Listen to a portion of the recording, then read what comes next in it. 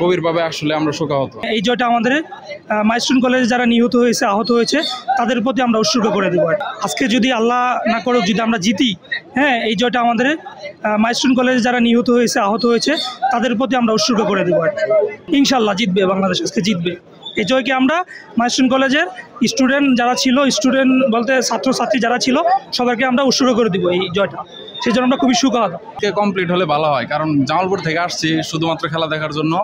আজকে যদি জিতে যায় তাহলে 3 নাম্বার ম্যাচ দেখবো না, আর যদি আজকে হারে 3 নাম্বার ম্যাচ দেখার জন্য আর কি থাকবো। কি আর বলবো, আসছি খেলা দেখার জন্য। তো এই ঘটনা ঢাকা আসার পরে এই ঘটনা ঘটছে, শোনার পর থেকে মানে খেলা দেখার আগ্রহটাই কমে গেছিল।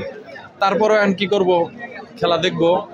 আর গভীরভাবে আসলে আমরা শোকাহত, শোক নিয়ে আজকে আমরা খেলা দেখবো এবং জয় ছিনিয়ে এনে আমরা মনটাকে একটু সান্ত্বনা দিব আর কি।